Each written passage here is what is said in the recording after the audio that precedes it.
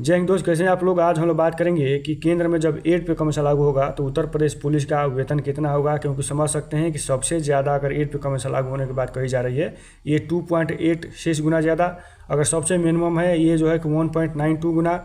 एक बात बताई जा रही है कि आपका बेसिक में 50% डीए का मर्ज होगा, इसके बारे में समझेंगे। एक और बात जो है कि लास्ट में समझेंगे कि अगर ऐसा होगा तो वेतन कितना बढ़ेगा। रही बात कि अगर पुराने आप सिपाही हैं तो आपको ये भी जानकारी आपके दिमाग में चलता होगा कि मेरा वेतन कितना बढ़ेगा। रही बात कि जो नए अभ्यर्थी जो नए अभी उत्तर प्रदेश पुलिस में परीक्षा दिए हैं, इनको फिजिकल मेडिकल के लिए बुलाया गया है, ये लोग अगर सिलेक्शन पा रहे हैं तो इनका वेतन अभी कितना मिलेगा। उसके बाद जब 8 पे कमीशन लागू होगा 1 जनवरी 2026 को, तो उस कंडीशन में वेतन कितना होगा। इन तमाम बातें पर चर्चाएं होंगी। तो अगर आप वीडियो पर नए हैं तो इसको शेयर करिए, सब्सक्राइब जरूर करिए। सबसे पहली बात ये हम लोग समझ लेते हैं कि जब केंद्र में लागू होता है तो उसके बाद से राज्य में 6 माह बाद 1 वर्ष बाद लग ही जाता है, उसका एरिया जोड़ के मिलता है। लेकिन एक ही जो है कि 1 जनवरी 2026 से आपको भी लग जाएगा। सबसे ज़्यादा हम लोग बात करते हैं कि बेसिक का जो है कि 2.86 गुना के आधार पे। अगर आप पुराने सिपाही हैं तो आपको पता है कि मेरा बेसिक कितना है। जो नए अभ्यर्थी भर्ती होंगे इनका बेसिक होगा 21,700। एक बात और समझ लेते हैं कि जो बेसिक है तो बेसिक उत्तर प्रदेश पुलिस का ये 1 वर्ष में एक बार बढ़ता है 700 रुपया के माध्यम से। आज जब 700 इसमें जुड़ेगा, आज जब बेसिक बढ़े, बेसिक आधार पे जितना आपका जो है कि अलाउंस है ये सब बढ़ते हैं। तो ज़्यादा लेट ना करके हम लोग जो है कि मेन बात पर चर्चाएं करते हैं। क्योंकि समझिए कि 21,700 पे अगर 2.86 गुना का जोड़ेंगे तो ये होगा 62,062 रुपया आपका शुरुआती दौर में, यानी 1 जनवरी 2026 को बेसिक हो जाएगा। रही बात कि डीए की बात करते हैं तो डीए उस कंडीशन में 0 रहेगा। क्योंकि जब 8 पे कमीशन लागू होगा तो उस कंडीशन में आपका डीए 0 हो जाएगा। वहीं केंद्र सरकार 6 माह बाद जो है कि डीए लगाएगी 1% 2%, तो उसके आधार पर आपका भी लगना शुरू हो जाएगा। अब बात करते हैं एचआरए का। तो उत्तर प्रदेश पुलिस में जगह जगह जिस हिसाब से एचआरए मिलता है, जैसे जिस जिला में आप हैं उसके हिसाब से जो है कि 800, 1200, 1600। लेकिन जब 8 पे कमीशन लागू होगा तो आपका एचआरए परसेंटेज हो जाएगा।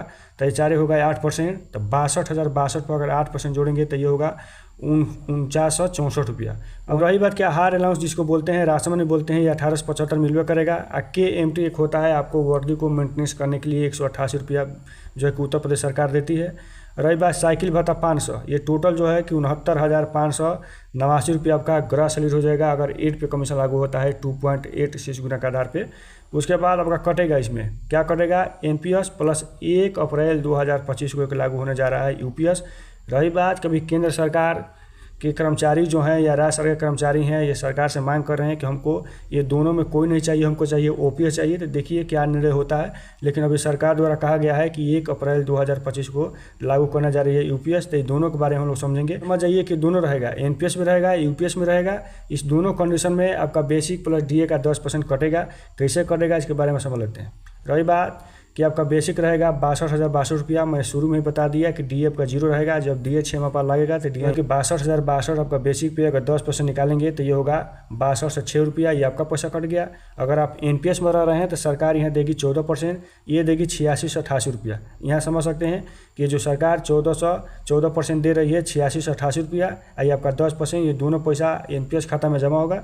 जब आप रिटायरमेंट होंगे तो इसका 60% आपको मिल जाएगा, 40% सरकार अपने पास रखेगी।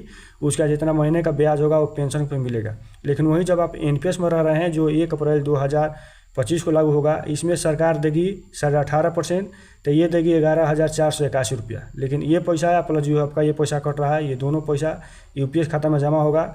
और जब आप रिटायरमेंट होंगे तो उस कंडीशन में जितना आपका बेसिक हुआ रहेगा, जैसे बेसिक यहाँ है 62,062 रुपया, जब आप रिटायरमेंट होंगे, क्योंकि इसमें नियम है कि जब 25 वर्ष या कम से कम 25 वर्ष नौकरी करने के बाद जितना आपका बेसिक रहेगा उसका 50% आपका UPS के तहत आपका पेंशन मिलेगा। चलो यहाँ तक हम समझ गए।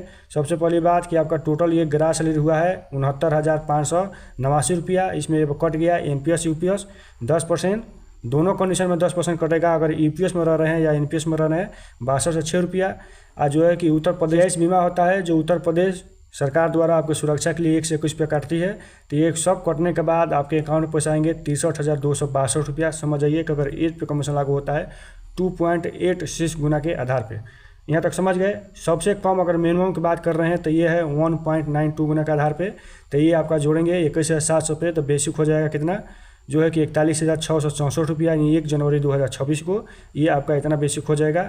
डीए की बात करते हैं तो हमने पहले बता दिया कि आपका डीए 0 रहेगा। उसके बाद आपका जो है कि एचआरए की बात करते हैं 8%, तो ये जो है कि 41,664 पर ये 33 और 33 पे हो जाएगा। आपका जो है कि राशन मनी 1875 मिलवे करेगा। केएमटी जो अभी हम लोग बात किए कि जो आपका वर्दी मेंटेनेंस करने के लिए होता है 188 उस पर भी मिलेगा। 500 आपका साइकिल भत्ता, तो यहाँ 47,560 रुपये आपका हो जाएगा गराज सैलरी, यानी 1 जनवरी 2026 को समझ सकते हैं कि 1.92 गुना के आधार पे यहाँ कटेगा आपका एनपीएस यूपीएस जो अभी बता दिए कि बेसिक का 10%, तो ये हो जाएगा 41,66 रुपया। आइए मैं बताया कि जीआईएस जो बीमा होता है 121 रुपया। ये टोटल पैसा काटने के बाद आपका जो है कि 43,273 रुपया आपका जो कि अकाउंट में पैसा आएंगे। यहाँ तक समझ गए। उसके बाद और बात करते हैं कि इस पर करता क्या है, क्योंकि जो आपका पैसा कट गया 10% यानी 41,66 रुपया। अगर आप एनपीएस में रह रहे हैं तो जहाँ सरकार देगी आपको 14%, ये देगी 5832 रुपया। अगर आप यूपीएस में रह रहे हैं तो सरकार देगी 18.5% यानी 7707 रुपया। यहाँ तक हम लोग समझ गए। अब रही बात कि अब वेतन का मर्ज की बात कर लेते हैं, क्योंकि बड़े बड़े न्यूज़ चैनल द्वारा बताया जा रहा है कि आपका अगर ये दोनों कंडीशन नहीं लागू हो रहा है तो ये वेतन का मर्ज होगा। तो इसके बारे में समझ लेते हैं कि वेतन कितना होगा। 21,700 पे अगर 50% अगर जोड़ेंगे डीए तो 21,700 पे 50% डीए होगा 10,850 रुपया। ये दोनों पैसा जोड़ने के बाद हो जाएगा 32,550 रुपया। ये नया बेसिक हो जाएगा 32,550 रुपया। इस पर एक डीए जो है कि सरकार देगी 15%, क्योंकि समझ सकते हैं कि इस कंडीशन में क्योंकि 50% यहाँ मर्ज हो रहा है। रही बात कि अभी केंद्र में डीए चल रहा है 53%।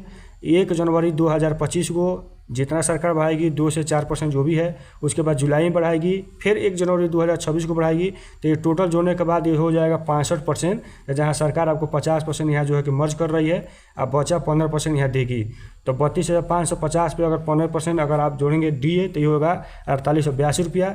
उसके बाद यहाँ जोड़ लीजिए आपका एचआरए, तो एचआरए यहाँ जोड़ेंगे तो यहाँ आपका जो है कि 8% एचआरए जोड़ेंगे तो यह हो जाएगा 2604 रुपया। और उसके बाद आपका ये राशन मनी 1875 रुपया। केएमटी समझ गए वहीं 188 रुपया। आप 500 रुपया समझ सकते हैं कि वहीं आपका साइकिल भत्ता।